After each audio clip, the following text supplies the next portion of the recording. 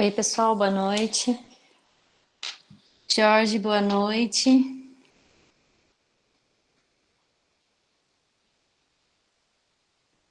Boa noite, tudo bem? Tudo bem? Tudo bem. Antes da gente iniciar, Jorge, eu vou pedir depois só para você fazer um teste com a sua palestra, tá? Para ver se está Tá, aparecendo certinho, tá bom? tá bom.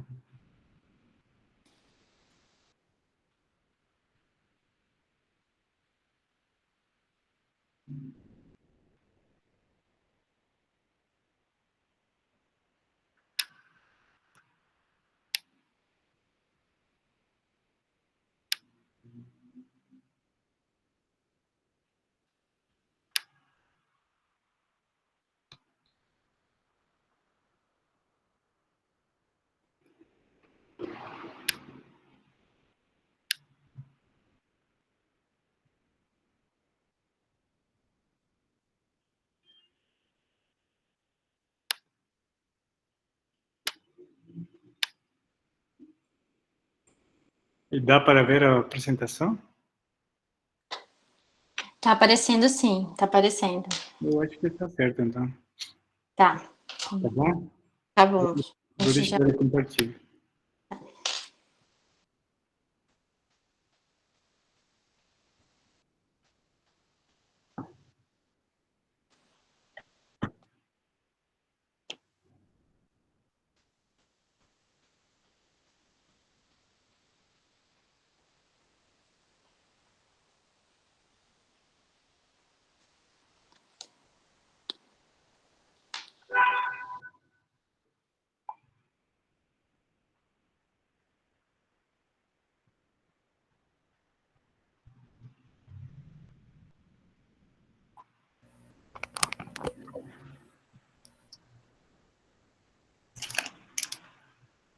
Boa noite a todos, sejam muito bem-vindos à nossa segunda conferência do Grupo de Estudos, Pesquisa e Extensão em Medicina Veterinária, o GPMEV.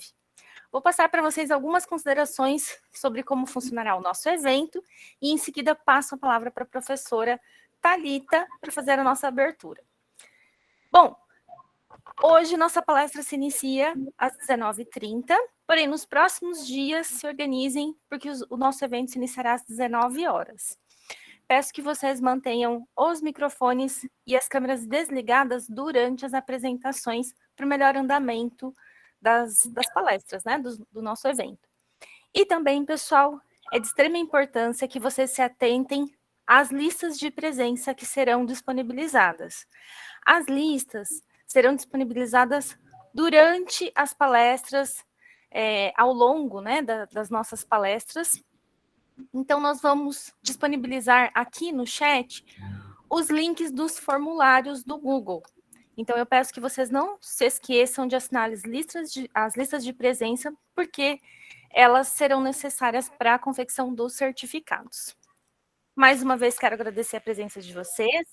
Quero agradecer também aos nossos patrocinadores, a Droga Vet, a Farmina, a Horse Pharma Vet e a Sanar Saúde.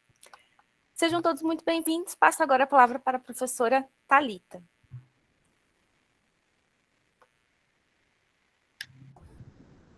Boa noite a todos. Prometo que eu vou ser breve no nosso bate-papo de início do evento. Eu estou extremamente feliz por hoje darmos início à nossa segunda conferência do Grupo de Estudos, Pesquisa e Extensão de Medicina Veterinária da Unilago. Na verdade, o que começou apenas como um encontro, né, para troca de informações entre os professores e os alunos, acabou tomando uma proporção muito diferente durante a pandemia. E existem aqueles que não gostam muito, né, do remoto, mas nós acabamos aproveitando esse formato, né, para mantermos o evento com esse perfil, né, de palestrantes aí de diversas localidades e pessoas também. A nossa atual prioridade, pessoal, é a troca de informação, nos embasando em temas atuais, em temas que sejam relevantes à medicina veterinária, como um todo, tá? Tanto para os profissionais, quanto alunos, ex-alunos e público externo de todos os cantinhos do Brasil. Nosso enfoque, pessoal, vai além da ideia de abordagem de clínica de pequenos e grandes animais. Nós temos em vista um ideal de construção profissional como um todo, né? Permitindo, assim, uma ampla reflexão, uma abordagem muito diferenciada para a profissão de medicina veterinária. Nós, do grupo de estudos, estamos extremamente gratos e felizes pela participação de todos e gostaríamos de que a semana fosse de muito aprendizado, muita diversão, muita troca de experiências e até, por que não citar, o famoso network, né? Estamos aqui para compartilharmos ideia e eu, como a professora Josiane, como a professora Deiriane e os outros professores que estão fazendo parte do evento neste momento, gostaríamos de deixar um pouquinho do nosso amor pela profissão de um modo um pouquinho diferenciado. Desse modo, então, pessoal, sem mais delongas, damos então por aberta a nossa segunda conferência e desejo a todos vocês uma excelente semana e muito aprendizado. Passo a palavra agora para a professora Josiane, que irá apresentar o nosso palestrante da noite, o professor Jorge. Boa noite, pessoal. Bom, é com imenso prazer que hoje eu apresento para vocês o professor Dr. Jorge Luiz Álvares Gomes. O professor Jorge, ele é médico veterinário, zootecnista da Universidade Técnica de Cotopaxi, que é do Equador. É especialista em medicina e cirurgia de cães e gatos pela Universidade Autônoma do Estado do México. Mestre e doutor em cirurgia veterinária com ênfase em oncologia pela Unesp de Jaboticabal.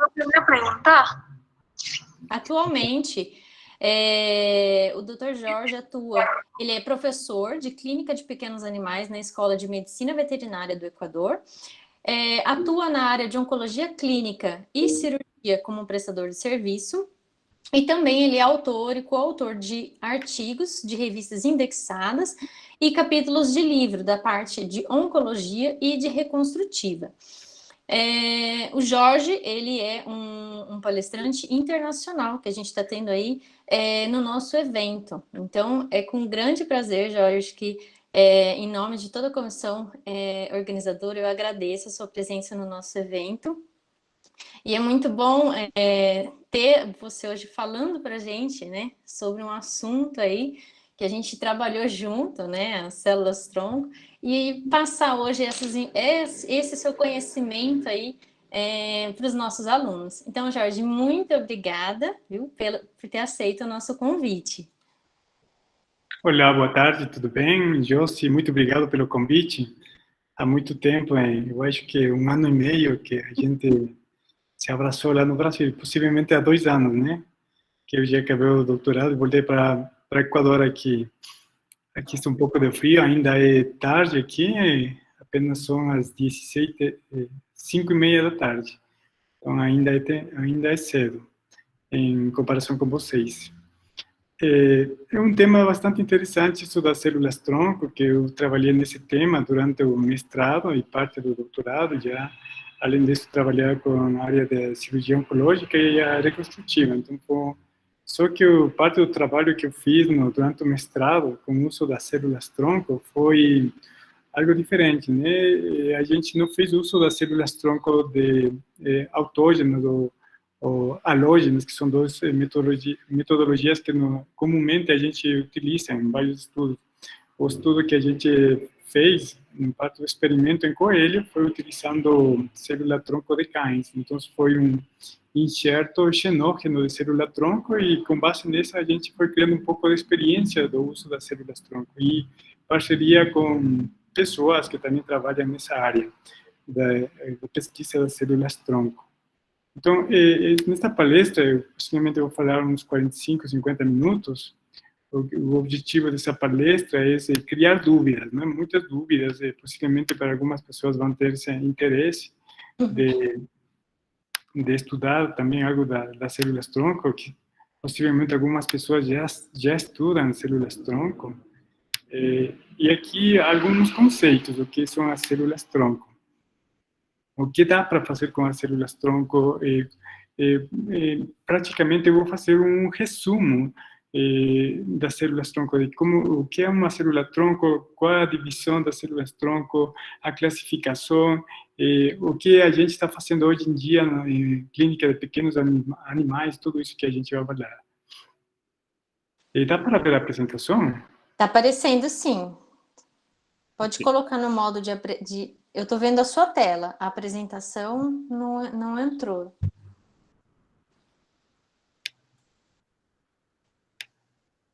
Eu acho que é o...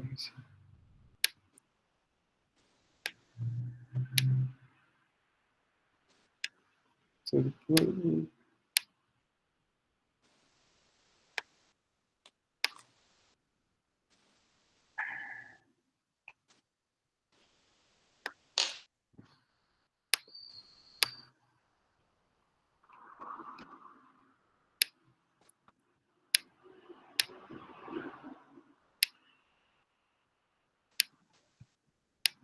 Agora sim, né?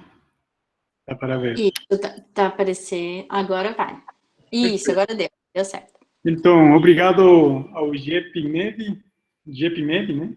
GPMEV, pelo convite, especialmente para a Josi, pelo convite. Eu vou falar assim rapidamente do uso das células-tronco em pequenos animais. A Josi já fez a minha apresentação. Meu nome é Jorge Álvares Gomes, eu sou professor aqui na Faculdade de Medicina Veterinária em Quito, Equador. Sou professor da área de clínica de pequenos animais. E, além disso, eu trabalho numa clínica veterinária que é exclusivamente de oncologia veterinária. O nome dessa clínica é Neocanina. Neocanina é a primeira clínica veterinária especializada em oncologia veterinária aqui em Equador. Tá? Então, entrando no tema. Vocês sempre, quando a gente fala de células-tronco, é inevitável não falar de medicina regenerativa. Por que isso? Porque na medicina regenerativa é multidisciplinar. Multidisciplinar não só nas ações desse tipo de tratamento, sino que involucra muitas pessoas, cirurgiãos, clínicos, fisioterapia, entre outros médicos, biólogos, né?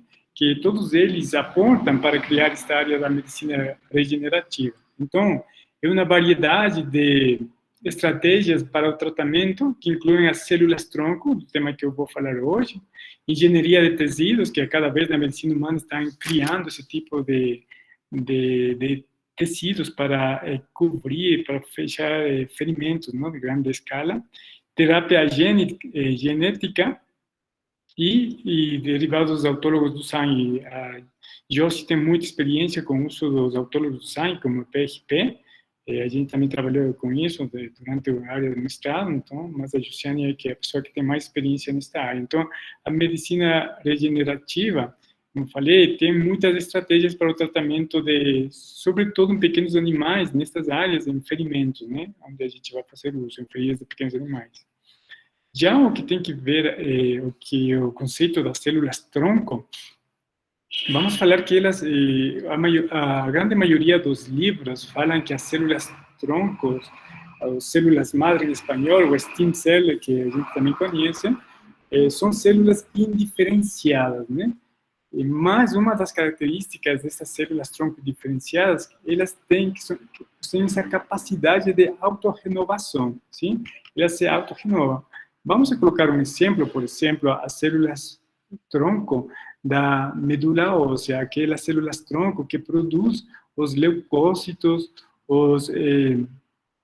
as plaquetas, os glóbulos vermelhos, né? Então, a base de todos eles é uma célula-tronco. Então, são células que têm essa capacidade de autorrenovação. E, porém, diferenciação. Eles conseguem diferenciar-se. Neste caso, no exemplo que eu falei, a diferenciação seria em glóbulos vermelhos, glóbulos brancos e em plaquetas, não? E, bueno, nesse caso, falando já das células-madre, em vários tipos celulares que a gente vai falar mais à frente. Como eu falei que as duas termos são muito importantes, tanto as células-tronco e a medicina regenerativa, sim?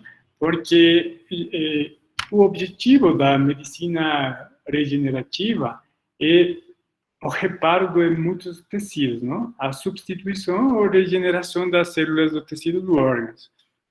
Então, mas qual é o objetivo de tudo isso, de reparar, substituir e regenerar tecidos, órgãos? Quizás o mais importante de todos eles é a redução da dor, inflamação e dor, porque um dos princípios importantes na área da cirurgia, no manejo geral de um paciente é o controle da dor, né? E a dor está associada com a inflamação. Então, a gente sabe que muitos de todos estes métodos de tratamento vão ajudar, eles ajudarão no controle da inflamação e da dor.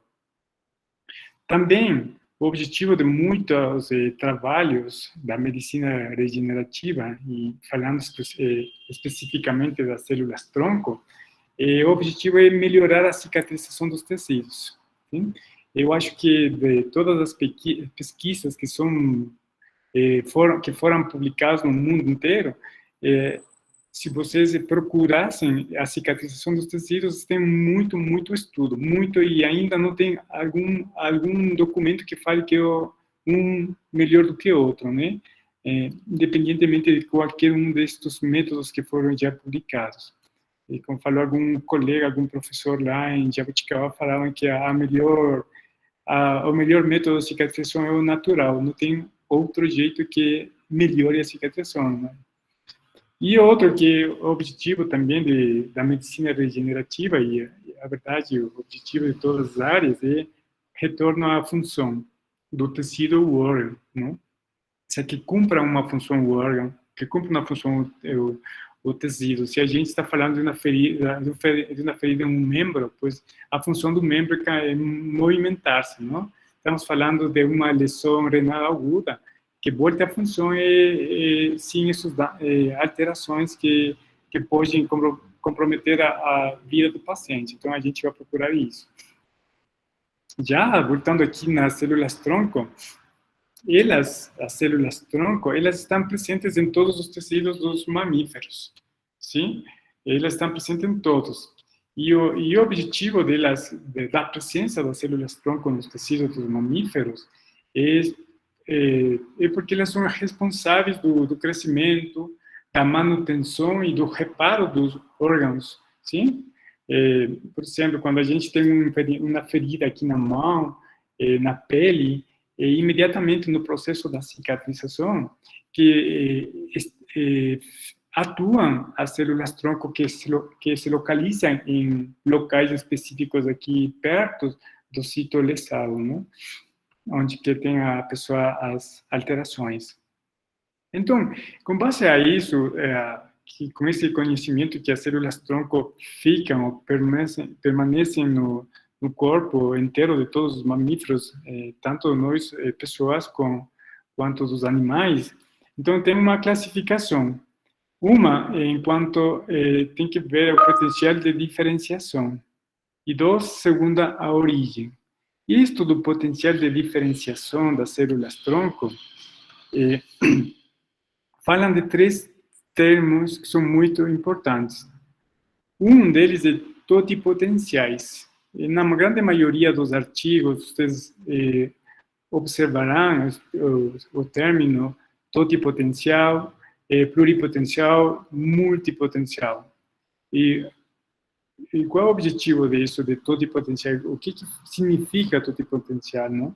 Que as células-tronco, elas têm essa capacidade de produzir tecido embrionário, sim? E linagens da camada germinativa, ok? Eles são capazes de produzir um órgão diferente, ok? Elas totipotenciais. Quando já falamos de pluripotenciais, elas, no caso dessas células pluripotenciais, vamos colocar de exemplo as células-tronco, as células tronco adultas, assim que mais adultas, elas têm esta capacidade. Células de mais de uma linhagem de camada germinativa. De que estamos falando aqui de camada germinativa? Estamos falando disto, sim? E lembrem que nas camadas germinativas tem o ectodermo, mesodermo e endodermo. Cada um deles, por exemplo, no ectodermo tem o tecido epitelial, neurônios e a pigmentação, né?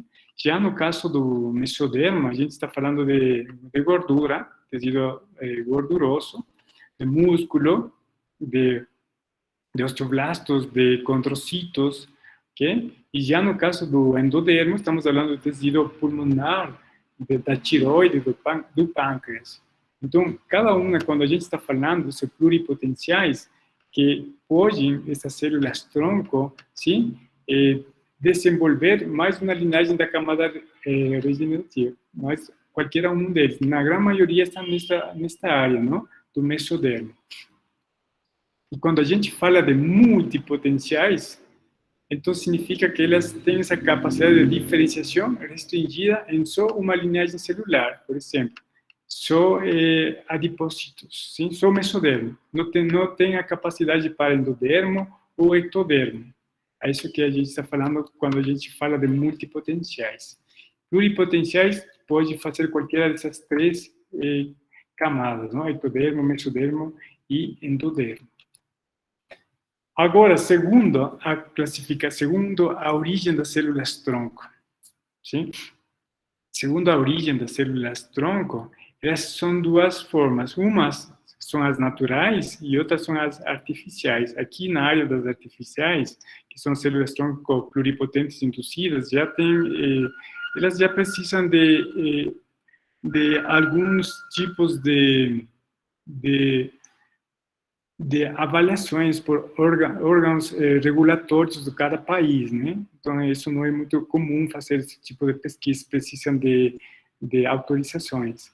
Já no caso natural, as células-tronco embrionárias, sim, elas todas utilizam o blastocisto, não? A partir do blastocisto do embrião, que elas dá para criar as pesquisas.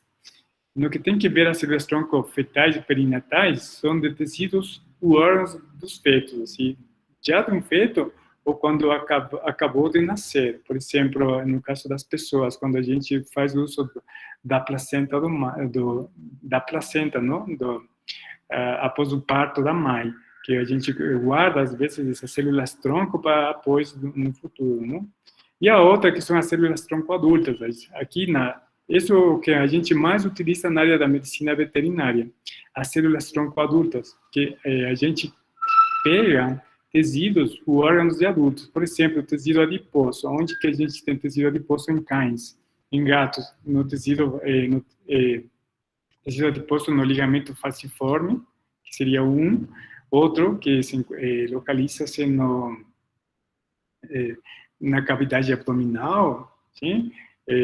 Ou também pode ser da medula óssea, todos eles que são de animais adultos, não? Então, células-tronco adultos. Também fala do dente, tem muitos tipos de pesquisas com isso das células-tronco adulto. Então, a gente vai falar desta área, das células-tronco adultas. Porém, na medicina humana, também na veterinária e em outras áreas, falam da tronco embrionárias, que estávamos falando do blastocisto, troncos fetais perinatais, isso é bastante comum na medicina humana, né? Tecidos de órgãos dos fetos, e aqui na veterinária das células tronco adultas, que é o mais fácil. Já nesta área da pluripotentes induzidas, pois já são outra área mais avançada, que a gente não tem contato com isso. Então, o que são as células tronco adultas? A gente fala que essas células tronco adultas são células indiferenciadas, ok? Indiferenciadas que a gente encontra em uma zona do corpo, que o nome que eles tomam é nicho. Sim? Eles estão perto, por exemplo, se a gente tem um ferimento aqui na pele da mão. Então, tem perto nesta área da mão, tem um nicho das células tronco adultas, e que elas são ativadas através de várias citocinas para elas começar a produzir o tipo não, elas começam a uma diferenciação segundo o tecido que a gente precisa, ok? Se a lesão é de pele, Então, vai começar com fibroblasto, né? Formação de fibroblasto para a cicatrização. Se o problema é tendão, então vai diferenciar-se para tendão. Se o problema é de osso, vai diferenciar-se para osso. Então, é o objetivo desse, a partir do nicho. Então, muitas dessas células, os nichos de células, elas ficam presentes no cérebro. Então, tem vários estudos que fazem em trauma crânioencefálico, em traumatismo medular agudo, que foi realizado experimentos e procurando qual é o efeito das células-tronco nesse tipo de lesões. Também no sangue periférico, né, que falei, que a gente pega, por exemplo, aí, onde que se, uma grande quantidade de sangue, que faz alguns tipos de centrifugações especiais, e depois a gente aproveita isso para injetar em alguma área lesada. Dos vasos sanguíneos também, músculo esquelético, na área da pele, nos dentes também se encontra isso, e há várias pesquisas na área dos dentistas, eles têm muitas pesquisas com células-tronco adultas, também tem vários estudos em lesões de isquemia a nível do coração, que foi feito em ratos, né, com aplicabilidade na medicina humana, que ainda estão fazendo estudos nessa área. E intestino também, tem alguns estudos experimentais em coelhos, em síndromes de reperfusão, de isquemia-reperfusão, tanto para intestino e coração. A nível do fígado, e alguns órgãos reprodutivos, onde estão presentes essas células-tronco adultas, que é de onde a gente pode pegar amostras para fazer cultivo e diferenciação das células-tronco.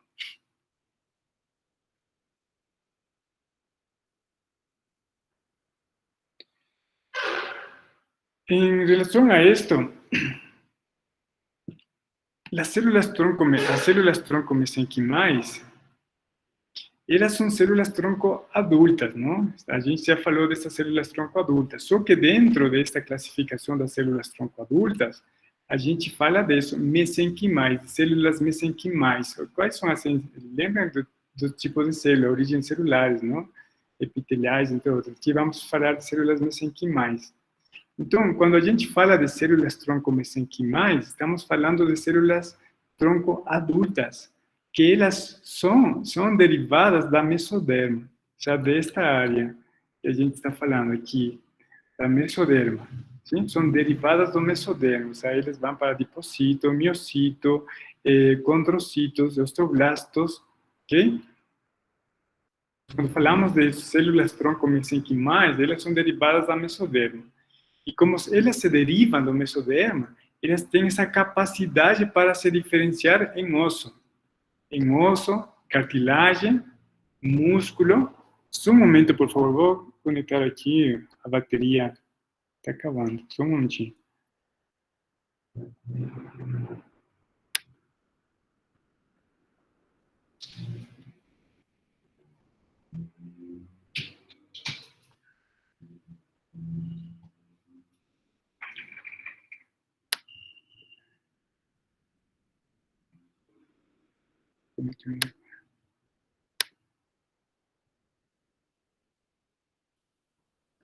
Cometi um erro, vou corrigir. Só um momentinho.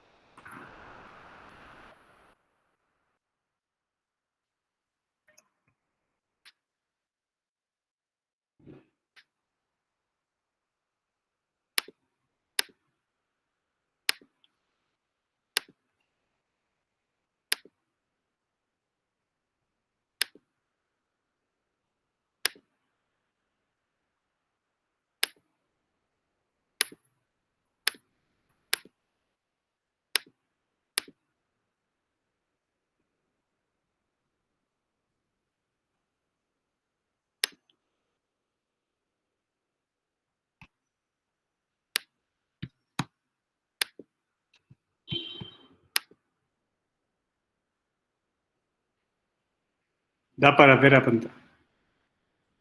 Tá, sim. Ok, obrigado.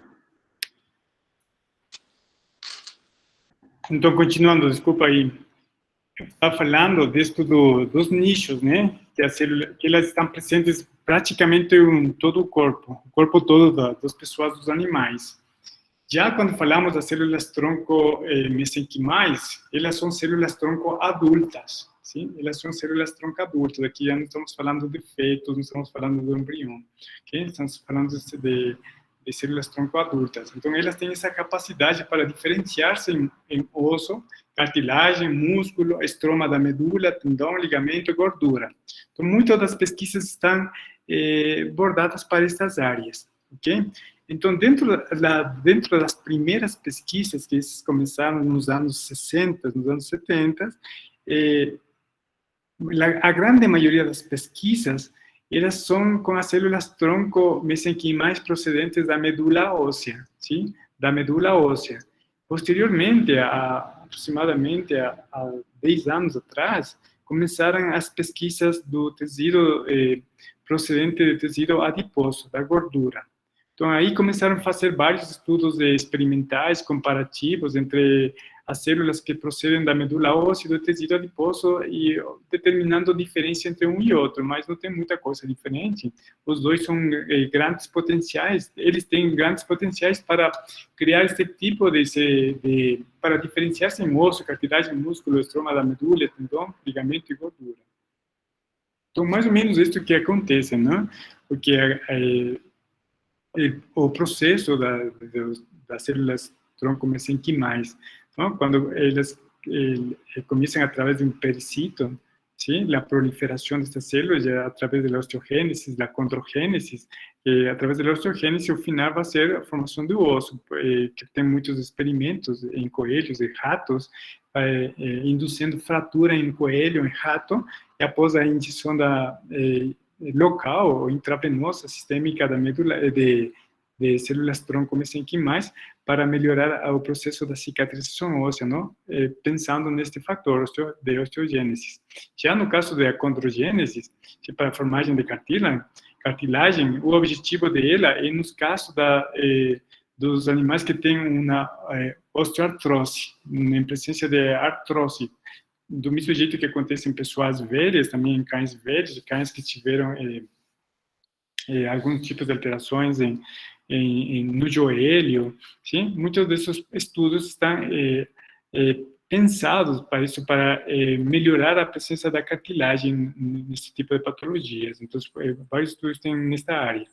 Outro, já no que tem a formação de músculo, isto está mais o que tem que ver na área da cardiologia, não é? Na área de isquemia do músculo estriado do coração, que aí o objetivo é melhorar ele, os miocitos, né? Os miocitos. Já aqui na medula óssea, do estroma da medula óssea, o objetivo dele, o uso desta área, está orientado para pacientes que têm aplasia da medula óssea por doenças autoimunes ou infecciosas, né? Que eles vão, também alguns tipos de câncer que a gente está estudando essas áreas para a medula óssea. Já no ligamento de tendões também, isto tem muito estudo para cavalos, aqueles cavalos que têm tendinites, alguma ruptura dos tendões e ligamentos.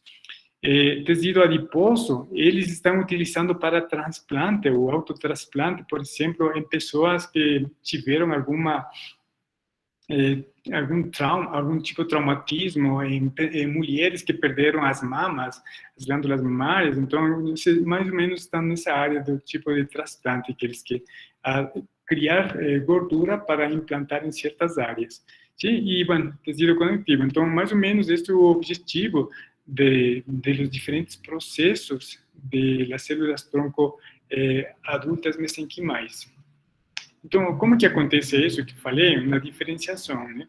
A gente toma uma amostra, pode ser da medula óssea ou de gordura, tecido adiposo, e o objetivo de uma dessas amostras, se por exemplo aqui tem um adipocitos, começou de gordura, uma amostra de gordura, que eles vão se diferenciar, essas células-tronco desses adipocitos, não? Em adipogênicos van para condrogénicos, van tomando las características van tomando las otras características de neurogénica también. Aquí estamos hablando ya no solo de ectodermo, también mesodermo, ¿no? Y osteogénicos, ¿no? Entonces, ese es el objetivo de cada una de las culturas que se va produciendo de estas células tronco mesenquimais. Entonces, segundo a linhagem de pesquisa que a gente vai fazendo.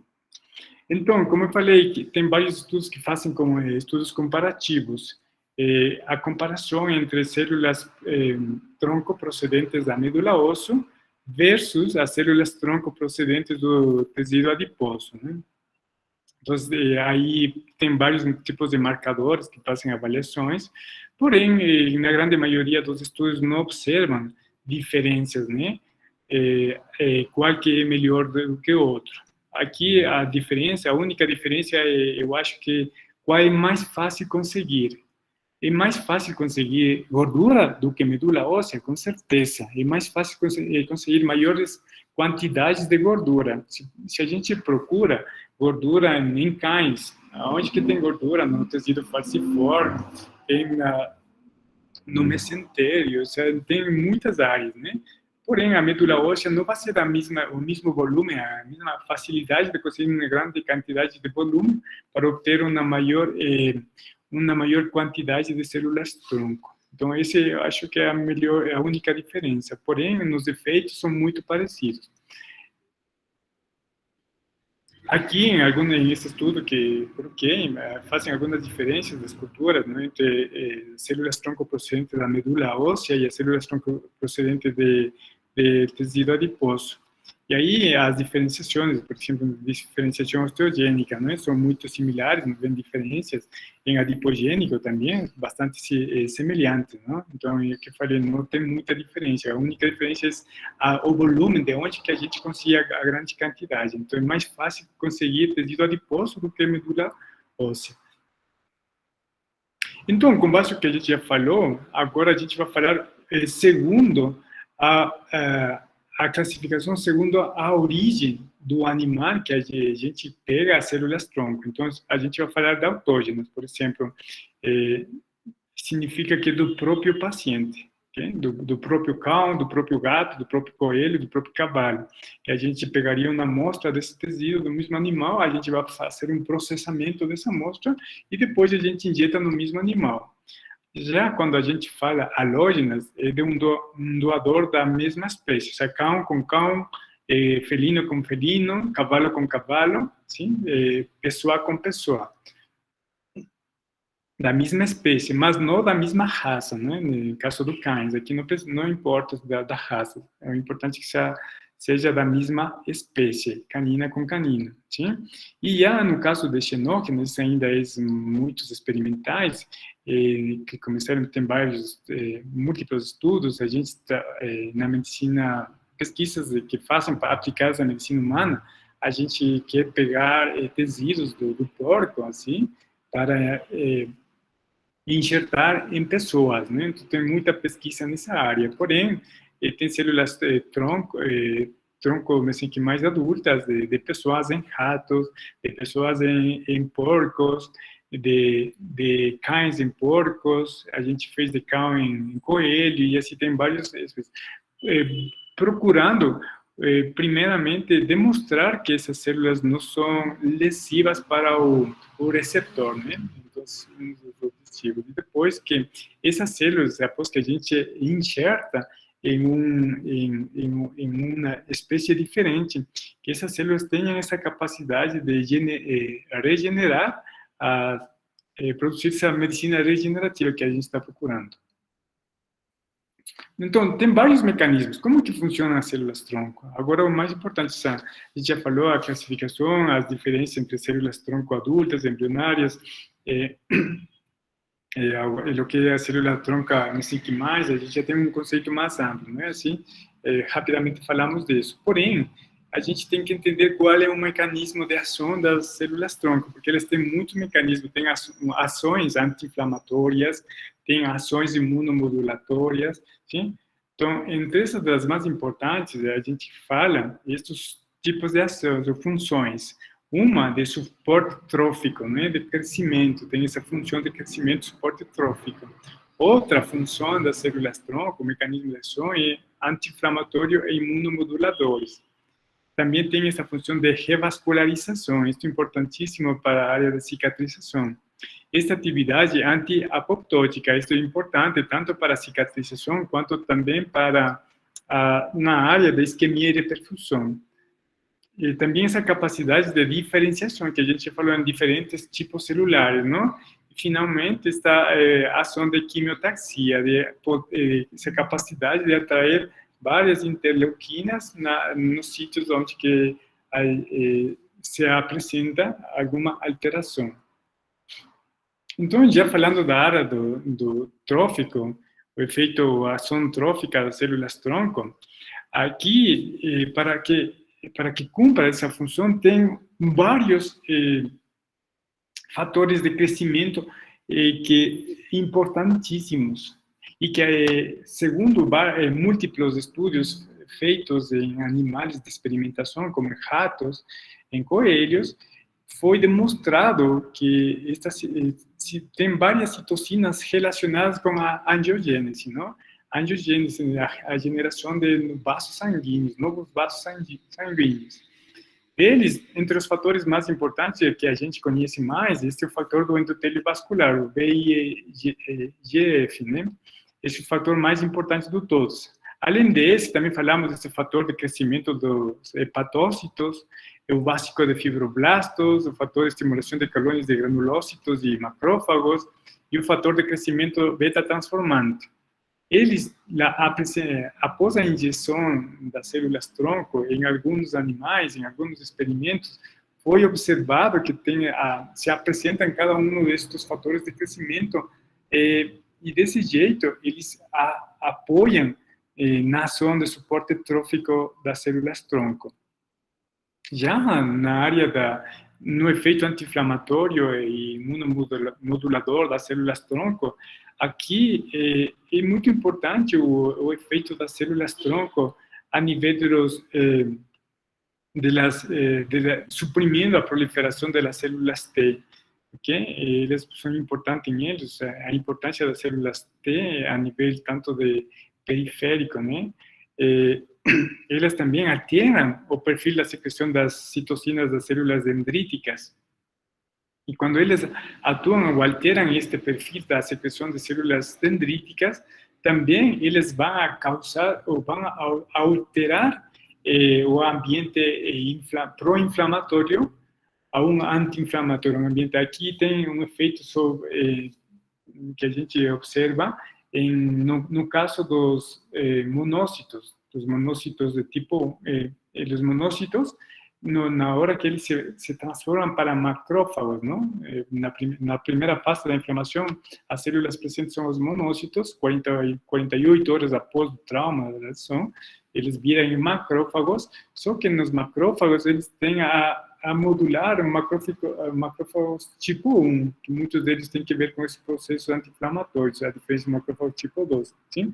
Então, o objetivo deles é criar um ambiente tolerante na área, para melhorar a cicatrização, para produzir uma desinflamação, controle da dor e o retorno pronto da função do órgão, do membro, né? Outra qualidade que foi observada nas células-tronco é que elas não expressam antígenos MHC de classe 2.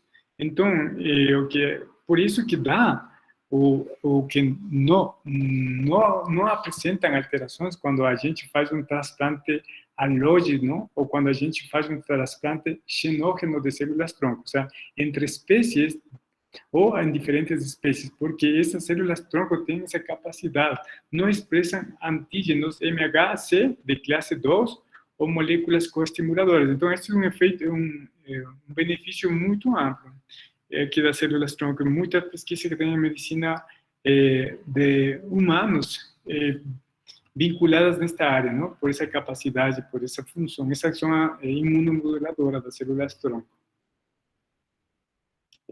Já na área da revascularização, que isso que foi parte da minha pesquisa, quando eu falei, quando estudei células-tronco, é para estimular a angiogênese, revascularização. E a minha linha de pesquisa é os enxertos, né? A gente sabe que o enxerto é um pedaço de pele que não tem vascularização. Então, a gente, através disso, intenta, com as células-tronco mesenquimais, tem vários estudos feitos em ratos, feitos em coelhos também, em outras espécies animais experimentais. O objetivo das células-tronco é promover a angiogênese, a neovascularização, através destas citocinas, de novo, por fator do endotélio do crescimento vascular, dos fibroblastos, não? Então, através do crescimento placentário, e angiopoietina. Mas, sendo o mais importante de todos eles, isso é VEGF, que é um dos mais importantes, que a gente determina, ou a gente sabe que as células-tronco promovem este fator de crescimento do endotélio vascular. Outra ação importante, que aqui o home condolinha está errado essa palavra, é a ação de quimiotáxia, não? Então, como que as células-tronco conseguem migrar de uma área a outra? Quando a gente, por exemplo, injeta pela via intravenosa células-tronco e a lesão está na mão, como que elas conseguem chegar nesse jeito? Então, isso é outra ação que elas possuem essa capacidade, sim, para mobilizar-se de uma área do corpo para uma mais distante. Tem vários estudos que fazem com células marcadas que a gente consiga observar qual é o tempo de movimentação na área que a gente precisa estudar. Sendo assim, também tem alguns fatores que podem alterar a quantidade e a função das células-tronco. Eu já falei que não tem muita diferença entre as células-tronco procedentes da medula óssea versus aquelas procedentes do tecido adiposo. Mas tem um estudo feito por Astor, que foi publicado no ano 2013, que ele fala que a idade é um fator muito importante. Então, em animais velhos, neles, as células-tronco não têm a mesma viabilidade, a mesma função do que comparado com animais jovens, né? Outra condição física doador. Então, animais saudáveis, mais jovens, eles são os melhores doadores. A fonte do tecido, a gordura versus a medula óssea, que falamos não tem muita diferença, porém, é mais fácil conseguir gordura do que a medula óssea. O método de colheita, como que foi feita a colheita, asepsia, antiasepsia, tudo isso é importante, porque quando são colheitas que não foram consideradas asepsia, possivelmente muito do crescimento celular vai ser mais fibroblastos do que células que as células que a gente procura, não? Uma linha celular que a gente procura. O manuseio, no caso da gordura, não tem que ser com muita delicadeza. O armazenamento da amostra, muitas delas são armazenadas em nitrogênio líquido, né? Então, tem vários estudos que falam que algumas delas funcionam, outras não funcionam, então depende muito da temperatura na qual elas foram armazenadas. E no caso do tecido adiposo, tem outro, também neste mesmo artigo, eles falam que a localização anatômica do tecido adiposo, não? Quando foram coletadas o tecido adiposo do tecido do ligamento falciforme, as células desta área eram menos viáveis quando comparadas com o tecido adiposo da parede torácica e da região inguinal, porque nestas áreas, na parede torácica, na região inguinal, possivelmente tem maior vascularização o tecido adiposo. Então, quando tem maior vascularização, elas são muito mais viáveis, são melhores essas amostras para a cultura de células-tronco mesenquimais procedentes do tecido adiposo. Então, como que funciona mais ou menos isso? Como que a gente coleta esse tecido? Por exemplo, aqui na lesão subcutânea, não? A gente faz uma herida subcutânea, procura, por exemplo, a região inguinal, que nessa região tem acúmulo de tecido adiposo, uma grande quantidade de tecido adiposo. Depois que a gente coleta esse tecido adiposo, é colocado em tubos, né? Nesses tubos, vai colocar o tecido adiposo e aí se coloca uma digestão com colagenasa e possivelmente uma centrifugação. Então, é um processo aí, após que aconteceu vários, isso é um processo que leva alguns minutos, não é imediatamente, não é um processo, aqui estamos resumindo rapidamente. Então, depois que a gente já faz essa coleta, essa digestão com colagenase e centrifugação, aqui obtemos fração da estroma vascular, do que tem aqui na parte mais profunda. Aqui, esta fração do estroma vascular, elas não só contém células tronco, aqui nesta fração, elas têm glóbulos blancos, têm glóbulos, tem eritrócitos, tem plaquetas, tem vários tipos celulares, contém proteínas e contém também células tronco, né? Então, alguns estudos que foram publicados nos anos 80, eles só utilizavam esta área, a fração vascular do estroma, fração vascular do estroma. E aí começaram esses estudos falando em pacientes com artrose, em cães, em ruptura de ligamentos em cavalos. E começaram alguns estudos. Porém, aí a gente sabe que não só estão presentes células tronco, não? Muitos deles também estão plasma rico em plaquetas também aqui nessa zona. Então, por isso que alguns estudos que foram publicados aí ainda tem algumas coisas que considerar. Desta parte do SBF, que depois é realizada a cultura. Aí a cultura que a gente vai procurar, o tipo de célula que a gente procura, não? Esse adipocito, vai para condrocito, osso, etc. E, posteriormente, a gente tem duas alternativas. Imediatamente injetar no paciente, aqui neste caso na artrose, ou crioconservação.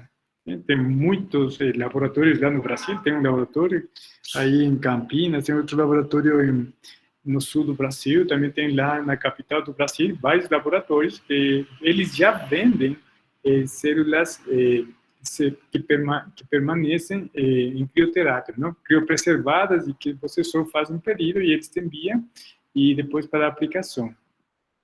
Então, mais ou menos, são laboratórios que precisam de muitas normas de biosseguridade para ter êxito na terapia dessas células, não?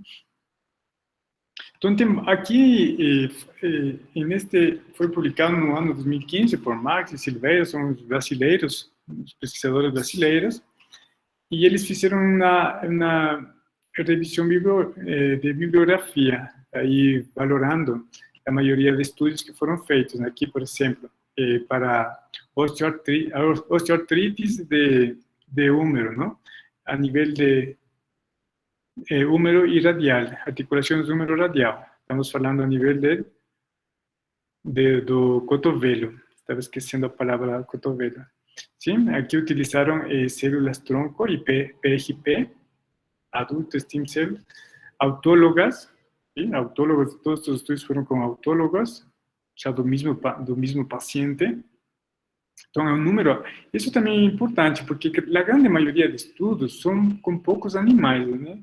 Neste estudo foram apenas 4 animais, neste foram 9, aqui 18, 14, 5 são poucos animais na grande maioria. Aqui tem 3, para falar de doença renal crônica, apenas com 3 animais. Não sei se isso eu acho que a amostra é muito pouco para falar disso. Aqui já tem 9 animais.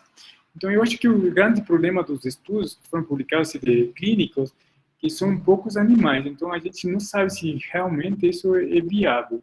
Sim? Então, aqui temos a conclusão de muitos deles, por exemplo, da articulação coxofemoral, que é muito frequente em cães, né? Graças a raças grandes. Aí, esse aparentemente, como eu falei, não são só células troncos, estamos falando aqui. Esse BF, estamos falando desta fração do estroma vascular. Então, aqui não só contém células tronco, também contém plaquetas, ok? Então, e as plaquetas a gente sabe que também cumprem uma função nesses aspectos, não? Aqui, mira, tem SBF, então, mas são considerados como estromalogênico, ok? Aqui já tem adulto stem cell e PRP, que reduz o dolor, neste caso, das osteoartrites, mais ou menos, do que a gente vai falando. Aqui, em enfermidade renal, aparentemente hay uma leve melhoria, mas apenas são 3 pacientes, muito pouco. Aqui em 9 pacientes, falam de alguns efeitos adversos, de reações, efeitos secundários na transplantação. Então, aqui procurei alguns outros artigos mais atualizados, o que falam das células-tronco, aqui como uma estratégia para tratamento da osteoartrite, né? Isso foi feito por um grupo de pesquisadores espanhóis, tipo José María Carillo, ortopedista veterinário de Mutter, e também Joaquim Sopena, os dois são pesquisadores de cirurgia, tecidos moles e de traumatologia, e os outros são de medicina humana. Então, aqui, o que eles falam, não é que ainda precisamos de muitos estudos ainda, que a gente não pode confiar nessa área. Eles têm muitas pesquisas nessa medicina regenerativa, tanto em PRP e também em células-tronco. Então, eles falam que ainda precisamos de mais estudos. E, quizás, a parte mais importante, falta ainda estandarizar o protocolo terapêutico do uso das células-tronco. Como podemos ver aqui, não são vários protocolos que utilizaram, então ainda não fica estandarizado os protocolos. Que foi feito no 2018 este estudo, esta revisão de bibliografia, falam isso, parte importante. Aqui tem outro estudo que foi publicado no ano 2020, eu acho que foram por uns soviéticos, e aqui é algo que eles falam de uma observações subjetivas, sabe? O que os tutores falaram, sim? Em animais com alterações no cotovelo, com alterações na cadeira, no joelho, sim? Em várias partes. Então, pero aqui um dos problemas deste estudo é que não são valorações objetivas, tudo é subjetivo. Então, não dá para aqui.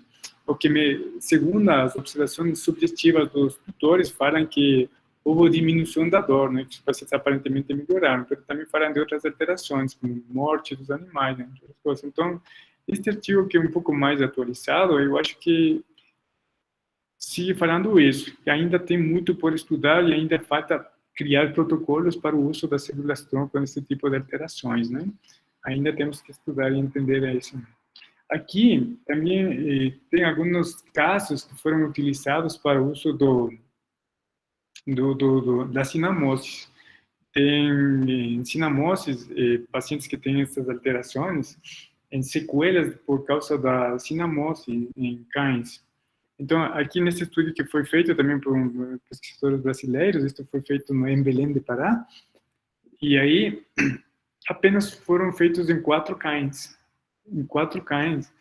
E segundo eles, este estudo é funcional, deu certo, né? Que observaram, tem vários laboratórios que também falam que, né, diminui as sequelas da cinamose. Em pacientes que sobreviveram para a cinamose e ficam essas sequelas de temblores, tremores, de danos a nível do sistema nervoso periférico, né? Então, que este tipo de terapias com células-tronco, mesenquimais, pacientes do tecido adiposo, melhoram essas sequelas e os pacientes têm uma melhor qualidade de vida. Já em outro estudo, que foi feito aí por Mísio Pinheiro, só que esta vez foi feito aí no departamento da USP, lá em São Paulo, aí encontraram vários efeitos controversiais. Pero a diferença neste estudo aqui, já fizeram na cinomose, na fase aguda da cinomose. Então, aparentemente, nessa fase aguda não tem efeitos das células-tronco. Mas, na fase crônica da cinomose, ele se ajuda, tem um efeito beneficioso. Tem outros artigos também. Porém, o problema da maioria dos artigos é o número pequeno de amostras que eles falam. Também tem publicações no ano 2016 que foi feito um estudo experimental induzidos, não? Experimental induzido de doença renal aguda em cães. Este foi publicado nesse jornal, American Journal of Veterinary. Tem outro que também foi publicado neste jornal in vivo, mas também são estudos de indução de injúria renal aguda, não? Então, eles são animais que foram administrados, neste caso, quimioterapêuticos, a dosis base, como cisplatina, em este estudo. Em este outro estudo foi utilizado tanto cisplatina como gentamicina, os dois são grandes nefrotóxicos, não? Então, desse jeito, eles induziram uma doença renal aguda. E aí, aqui outro problema, também um número de animais, número pequeno, né? Controle 3, tratamento 3 e positivo controle 8. Então, estamos falando de apenas 14 animais. Mas o problema é a ética, né? Induzir uma doença em um paciente para esse tipo de estudos, que eu não concordo. Aqui, a dose que utilizaram das células tronco, essas são halógenas, autógenas, ou seja, tomaram do mesmo células da médula óssea do paciente, de cada um dos pacientes, em 6 cães saludáveis, né? Que tomaram as amostras, depois eles induziram esse problema nos pacientes e administraram nesta dose, 1 por 10 a la sexta células tronco por cada quilogramo em 10 mililitros de solução fisiológica. E o que eles observaram depois de todas as alterações que acontecem nos pacientes, né, com dano tubular, dilatação do estrutura glomerular? Então, que estas células tronco procedentes da medula óssea pode acelerar a regeneração dos rins, pode melhorar após estes experimentos, ok? Então, após tem vários estudos agora também atualmente são várias das alternativas que tem em felinos também que estão utilizando. Aqui neste estudo que foi feito em cães também, foi observado aqueles os pacientes que foram tratados com células tronco, só que, a diferença do anterior, estas células tronco foram obtidas do cordão umbilical do canino, O anterior era da medula óssea, né? Então, aí, nesses pacientes que receberam o tratamento das células tronco, em comparação no grupo com controle, os pacientes tratados com células tronco tiveram uma menor concentração de ureia, de nitrogênio, nitrogênio e creatinina. Os níveis eram diferentes demonstrados em comparação do controle. Então, aparentemente, estas células tronco foram funcionais nos pacientes, né? Melhoram a condição clínica do cão. Já no caso dos gatos, também tem vários estudos aqui, por via intravenosa, infusão intravenosa, halogênica, não? Estamos falando de não do mesmo paciente, foram tomados de outro gato para injetar em um gato diferente que tinha uma doença renal crônica. A diferença dos anteriores, eles são doenças crônicas não experimentais, não induzidas, são naturais, que ocorreram de forma natural. Então, aqui, por exemplo, não observaram melhoria nesses pacientes, em aqueles que foram já crônicas de forma naturais. Não observaram diferença. Aqui não houve uma melhoria do uso das células tronco neste caso. Então, como vocês podem ver, tem vários, depende muito do tipo da publicação, não é? Aqui falamos a nível de feridas. Em feridas, o que acontece em feridas? Em feridas, é o transplante das médulas ósseas, né? O objetivo é que incrementar a síntese da colágena, a proliferação das células e a angiogênese. Isso que eu vou procurar. Sim? Então, aparentemente, neste estudo que foi publicado no ano 2013, aí o transplante das células mesenquimal em heridas cutâneas, elas estimularam a angiogênese através do fator do crescimento do endotélio vascular, que era um dos importantes, ok? E do jeito que atuava. Isso em feridas. Também tem muitos outros trabalhos em feridas, do mesmo jeito deles, aparentemente. Em uns falam que melhoram a angiogênese, em outros estudos não melhoraram a angiogênese, só o processo de maduração da colágena, e em outros, tanto a colágena como a angiogênese.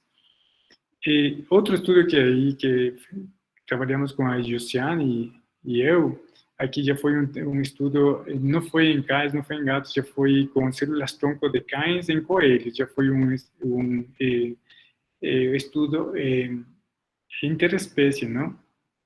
Então aqui criamos, foram 60 coelhos, 20 do grupo controle, 20 tratamento 1, que eles receberam células-tronco intralesional, aí, no local da lesão, e 20 coelhos que receberam células-tronco intravenoso. E a gente queria ver qual que... E todos estes dois receberam a mesma dose, 2 por 7 2 por 7 de células-tronco por cada única. 3 doses no dia da cirurgia, no dia 7 e no dia 14. Foram avaliados no dia 30 do pós-operatório. Então, essas foram as apreciações macroscópicas. Aqui o grupo controle não tinha nenhum tipo de tratamento, só sorofisiológico. Aqui com células-tronco intralesional, então, aparentemente tem uma melhoria, né, macroscópica da lesão. Aqui aqueles que receberam intravenoso, então aparentemente as que receberam intravenoso, intralesional, foram melhor do que aqueles que não receberam células-tronco. Isso macroscopicamente falando.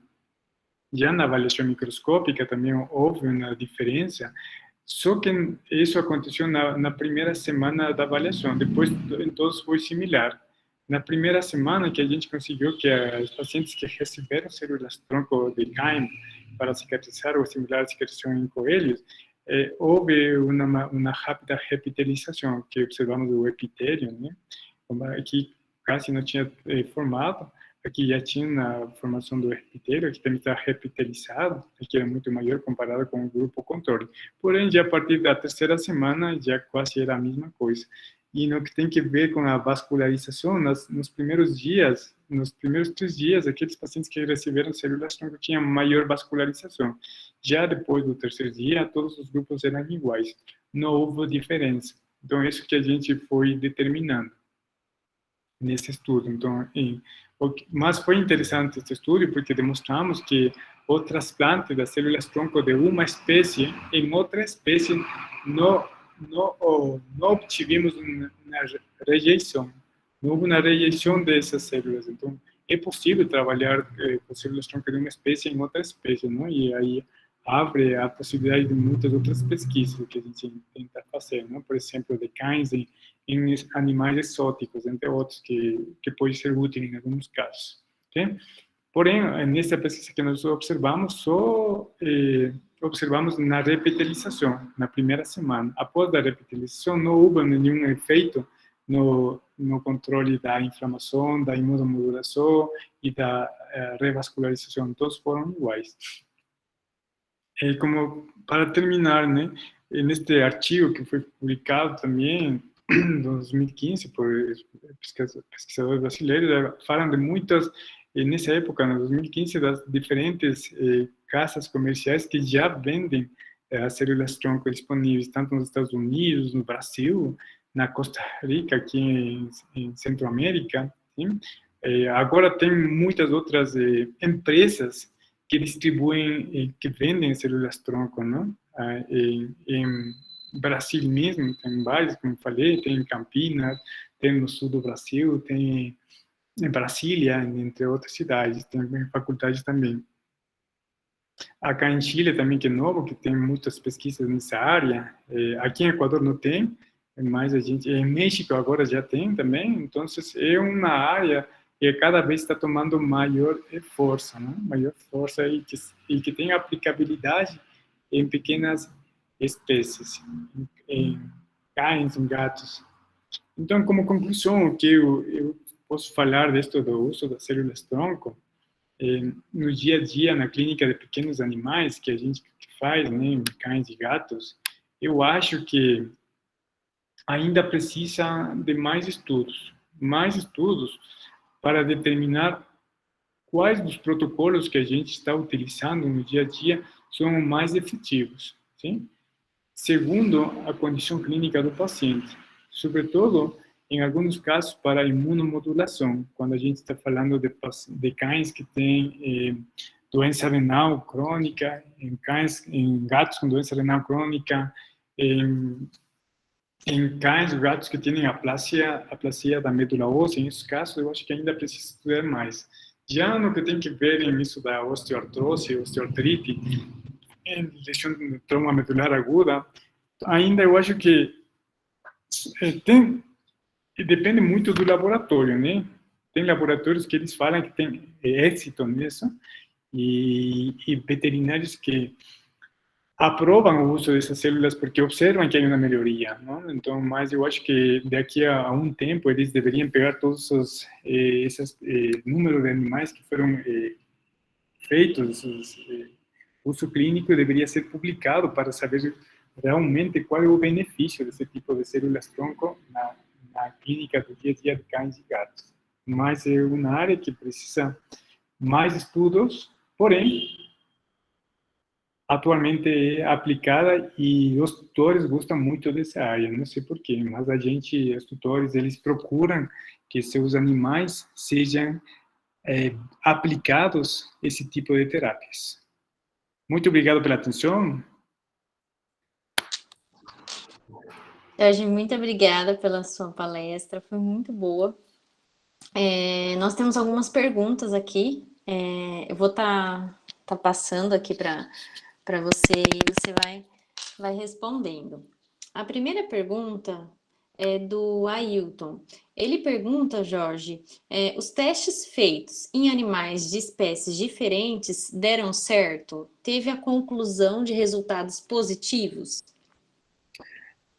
Então, olha aí, tem vários testes. Por exemplo, tem um que fizeram em ratos com células de tronco de humanos, de pessoas em ratos. E avaliaram também para feridas e deu certo. No teste que eu fiz, deu certo de cão em coelho, mas só melhorou a primeira fase do que é repitelização, não observamos outra. Tem outro estudo que foi feito de tecido adiposo, gordura de células-tronco mesenquimais derivadas de gordura, de tecido adiposo, de porco em osteoartrose de cães. E eles, na conclusão desse trabalho, falam que deu certo, mas eu estava lendo todo o artigo e eu achei que não tinha muita diferença, não. Eu acho que não deu certo. Então, a grande conclusão de todos esses trabalhos só demonstra que a célula-tronco tem essa capacidade de atravessar a barreira de proteção. Por quê? Porque como eles têm essa capacidade de bloquear o MHC tipo 2 e tipo 1. Então, isso é uma das grandes vantagens que a gente consegue demonstrar. Então, por que foi feito parte desses experimentos na medicina veterinária, na medicina humana, para utilizar parte desses tecidos em pessoas, né? De porco em pessoa, de ovelha em pessoa, de vaca em pessoa, que a gente procura esses experimentos. Experimentalmente está dando certo, mas eu acho que ainda precisa mais estudos em relação a essa pergunta.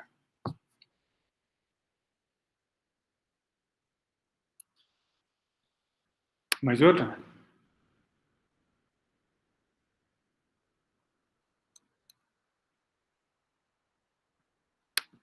Josi. Oi, desculpa, eu desliguei o microfone para não te atrapalhar. Ó, tem mais uma. É da Samantha. Ela fala, Jorge, esses estudos foram realizados com poucos animais.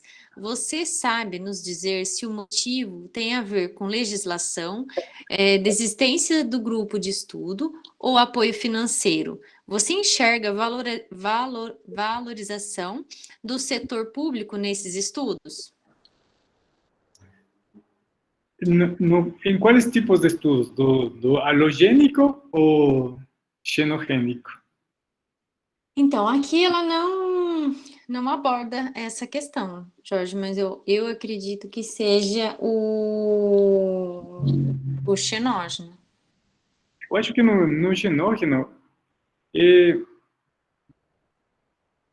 no caso dos xenógenos, eu acho que são bastantes animais. Por exemplo, no caso que a gente fez, foram 60 animais. Tem assim de ratos, estudos em ratos, que são 30, 40, são muitos animais xenógenos. Mas o que eu falo que são poucos animais são nos estudos já clínicos ou experimentais, assim, aplicado na clínica. A gente falou aí de pacientes com doença renal crônica, né? De forma natural, apenas foram 4, foram 8, foram 13, ou foram 2, aqueles induzidos. Eu acho que a gente não deveria induzir na doença para estudar. como foi publicado esses dois artigos, né, no 2018 e 2017. Porque a gente, animais saudáveis que induziram com uma nefrotoxicidade. E aí muda totalmente, porque foram animais que criaram uma doença renal aguda, e alguns deles também receberam algum outro tipo de tratamento. Então, não é viável, eu acho que não. Mas no caso dos gatos, eles já tinham uma doença crônica, natural. E aí o resultado foi diferente, não houve melhoria. Não aportaram nada às células-tronco, né?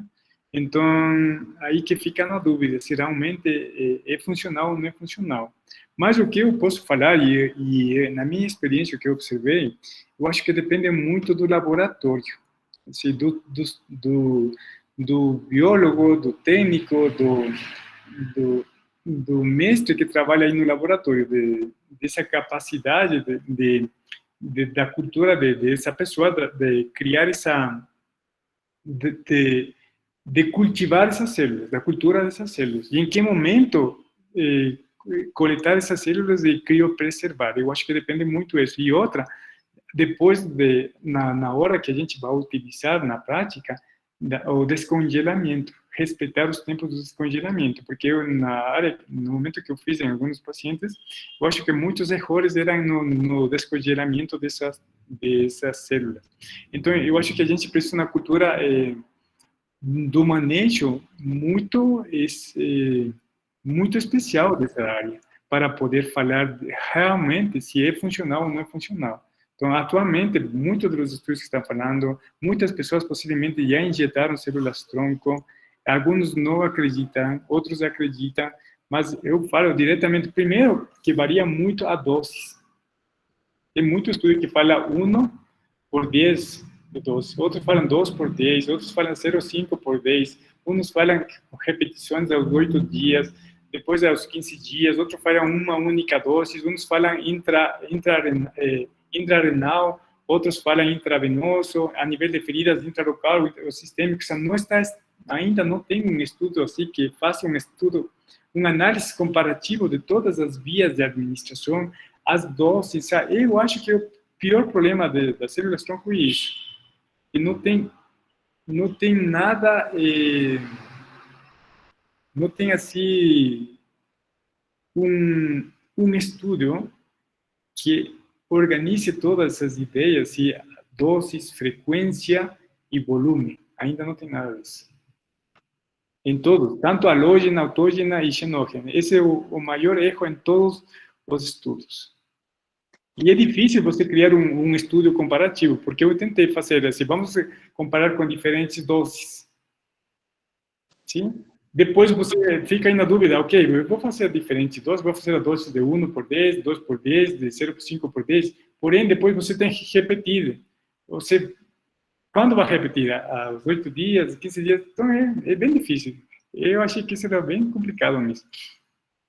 E até te complementando, né, Jorge, que a gente, quando trabalha com pesquisa, né, a gente vê, né, que ela até pergunta da questão da valorização do setor, né, a gente não tem, né, realmente uma valorização e, assim, vários benefícios aí para a gente ficar investindo e fazer os estudos, né, ultimamente a gente está com uma escassez de recurso absurda aí para pesquisa, né, e isso que você levantou, né, a questão dos grupos, quando a gente trabalha com pesquisa, isso é muito difícil, né, porque a gente pensa, você traça um N ali de 30 animais, quando você quer ver todas as variáveis possíveis do estudo, se você for fazer exatamente todas as doses, a gente vai chegar num N aí de 100 animais, então isso é totalmente, às vezes, inviável também, né, então é uma área, né, Jorge, que a terapia regenerativa, quando a parte do PRP que eu trabalhei, a gente também teve justamente essa questão, dose, né, a quantidade, protocolos aí que não são instituídos, né, então isso é pesquisa, né, Jorge, então faz parte aí da nossa área, de pesquisar e tentar pelo menos descobrir uma melhoria para ser aplicada nos pacientes, né. Jorge, a gente tem mais uma pergunta, é da Marcela, ela está perguntando assim: podemos usar células-tronco como tratamento e não somente como um teste ou estudo? Já tem várias, como eu falei, várias empresas tem aí no Brasil, né? Aqui tem uma empresa que fica em Campinas, que eu tenho contato com eles, e elas utilizam, elas prestam serviço em várias áreas, assim, para cinomose, para pacientes com doença renal crônica, pacientes que têm ceratite seca. Eu já acompanhei alguns casos com ceratite seca. Nisso, por exemplo, eu estimulo o efeito imunomodulador, e nesses casos dá certo, funciona. Eu já acompanhei casos.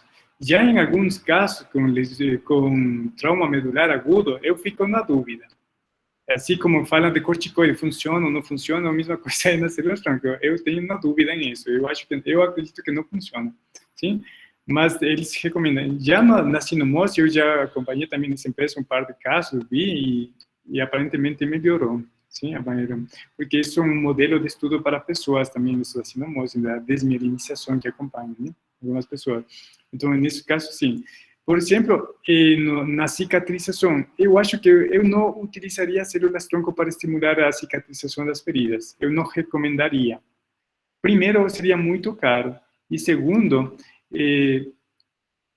os efeitos que observam, tanto a nível experimental, não é muito surpreendente, se comparado com outros. Nesse caso, possivelmente, se quer utilizar algo disso, seria PRP, mas células tronco em feridas, eu acho que não seria recomendável. Sim, não, eu acho que não. Mas na ceratite seca, sim, é aplicável. É aplicável. Eu já vi casos que funcionam nesses casos. Em tudo que são enfermedades imunes, em esses casos, sim funciona. Já em outros casos que não tem que ver com doença imune, eu acho que não é uma alternativa ainda não. Ainda tem que pesquisar um pouco mais.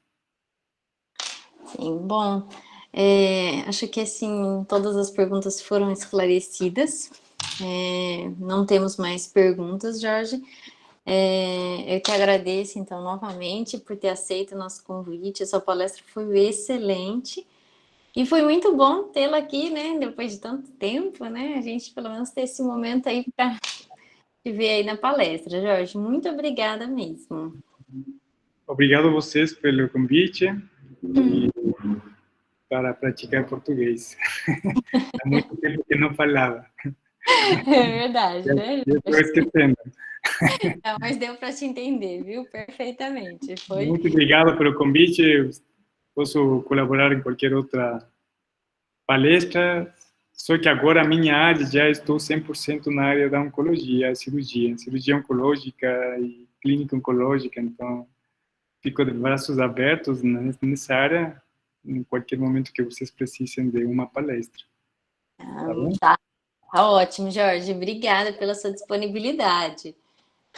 Grande abraço a todos. Muito obrigado por me escutar, por me ouvir. Tchau, tchau. Pelo tempo. Jorge, um abraço. Tchau, abraço. Obrigado. Bom, pessoal, então, por hoje nós vamos finalizar. Espero que tenham gostado da nossa primeira palestra aí, do nosso evento. Amanhã, então, reforçando, iniciaremos às 19 horas, tá bom, pessoal? Espero que vocês tenham aí preenchido a lista também de presença, tá? Então, boa noite a todos e até amanhã.